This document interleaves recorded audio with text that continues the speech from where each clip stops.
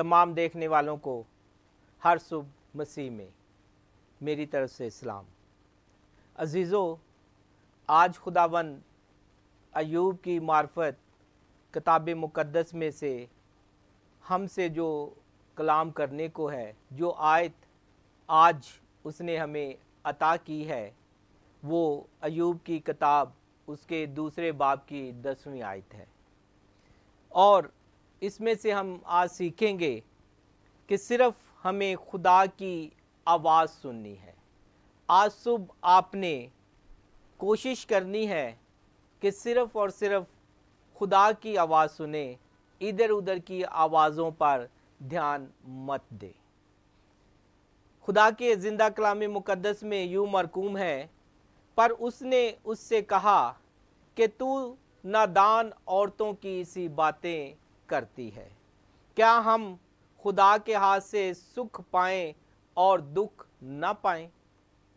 इन सब बातों में अय्यूब ने अपने लबों से खता न की।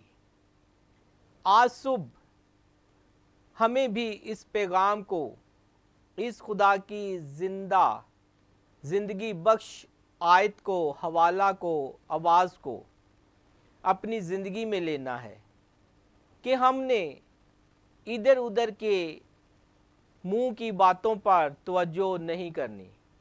हमें ऐसे अल्फाजों पर ध्यान नहीं देना जो हमें खुदा से दूर ले जाए। यकीनन जब हम ज़िंदगी में कदम रखते हुए हर रात और हर सुबह का आगाज़ करते हैं, तो हम नहीं जानते कि कौन सा लम्हा हमारे लिए खुशी का और कौन सा गम लेकर आने को है। लेकिन खुदावंद बेहतर जानते हैं, उनके मंसूबे किसी को नहीं पता।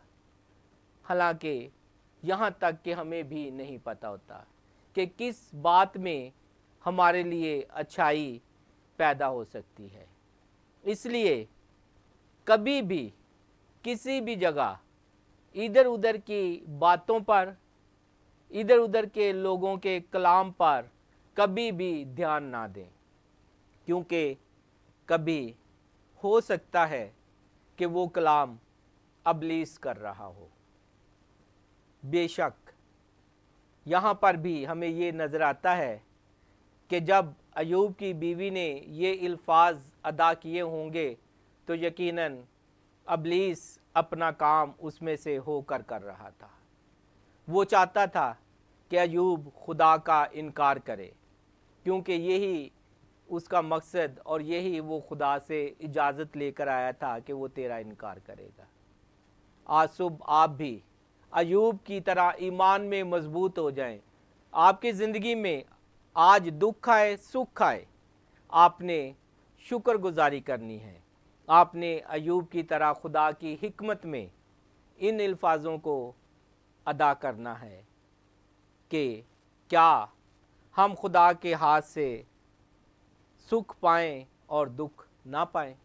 जब आपका ये जवाब होगा तो अबलीस आपसे दूर हो जाएगा, वो शर्मिंदा होगा और वो जान जाएगा कि आपका ईमान आज सुबह खुदावन में कितना मजबूत है।